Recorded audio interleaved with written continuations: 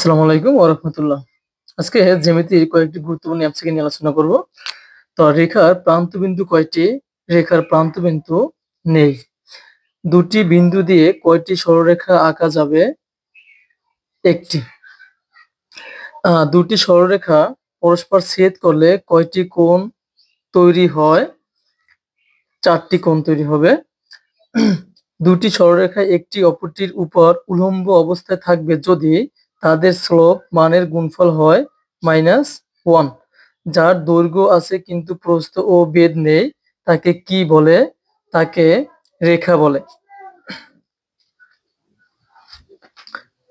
একটি চতুর্ভুজ আঁকতে হলে অন্যান্য নিরপেক্ষ উপাত্ত জানা প্রয়োজন 5টি। কোন ত্রিভুজের বহিস্থ ও অন্তঃস্থ সন্নিহিত কোণের সমষ্টি 180 ডিগ্রি। একটি মাত্র দৈর্ঘ্য জানা থাকলে নিচের কোণটি অঙ্কন করা সম্ভব? বর্গ। একটি ত্রিভুজের 3 কোণের অনুপাত 3:4:5 হলে ক্ষুদ্রতম কোণের পরিমাণ কত ডিগ্রি? দেখো এটা কিভাবে বের করবা। এখানে 3:4:5 এর মধ্যে এই 3 হচ্ছে ছোট বাহুটা এবং মানে ছোট কোণটা এবং 5 হচ্ছে বড় কোণটা। এক্ষেত্রে আমরা শর্টকাট বের করার নিয়ম হচ্ছে আমরা জানি 3 কোণের ত্রিভুজের 3 কোণের সমষ্টি হচ্ছে 180 ডিগ্রি। তো এই 180 ডিগ্রিকে তুমি এই 3টা যোগ করবা।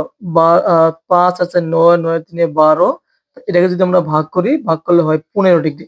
কত ডিগ্রি?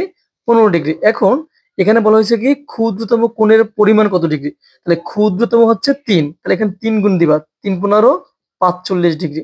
3 15 45 ডিগ্রি। তো উত্তর হচ্ছে ক।